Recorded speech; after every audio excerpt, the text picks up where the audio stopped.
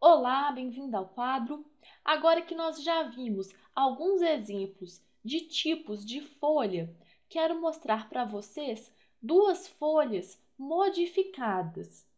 Essas folhas são chamadas de folhas modificadas porque elas exercem funções que não são exercidas por uma folha comum.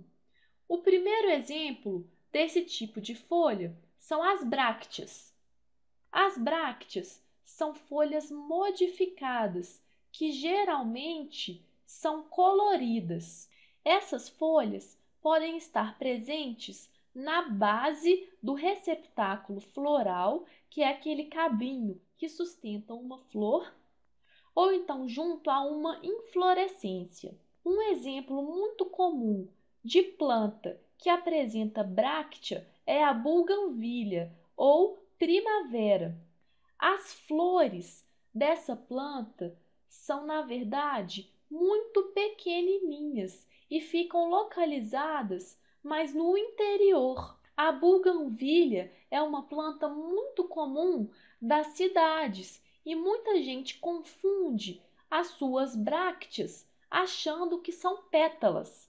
As brácteas são muito coloridas e são elas que garantem a cor da buganvília, que pode ser branca, roxa, vermelha. E como as pétalas dessas plantas são muito pequenininhas, as brácteas exercem uma importante função de atração dos agentes polinizadores, como por exemplo os insetos.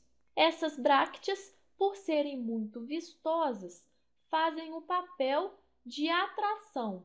Além da buganvília, um outro exemplo muito comum que apresenta bráctea é o bico de papagaio. O bico de papagaio é uma planta que é muito utilizada na decoração de Natal.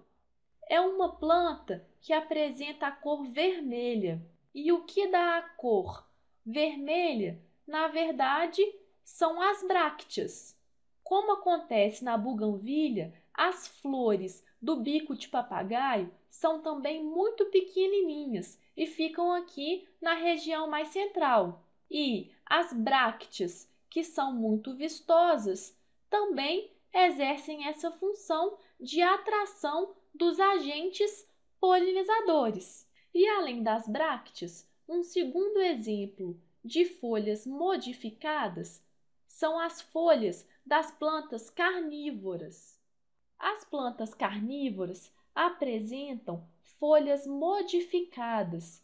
Essas folhas funcionam como armadilhas para a captura de pequenos insetos e também pequenas aranhas. Cada espécie de planta carnívora tem uma maneira de capturar um ser vivo. Eu representei aqui a planta carnívora da espécie Dioneia, que é aquela planta mais comum que costuma aparecer nas figuras de livro e em desenhos. A Dioneia apresenta a região interna mais vermelhinha e externamente existem algumas projeções que são muito importantes para a captura da presa. Essa planta, em especial, exala um cheiro que acaba atraindo os insetos. E quando uma presa toca as suas folhas, ela acaba se fechando.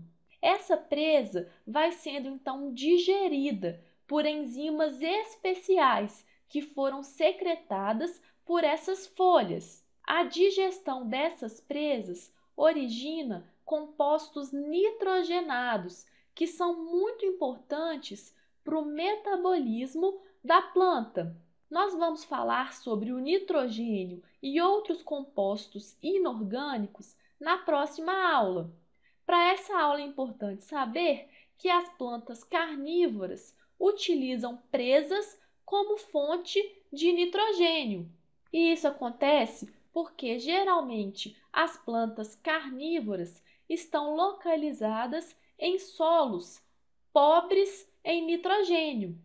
Então, essa fonte extra de nitrogênio é muito importante para a adaptação dessas plantas. Terminamos por aqui com esses dois tipos de folhas modificadas, as bracteas e as folhas carnívoras, e na próxima aula vamos começar com fisiologia vegetal.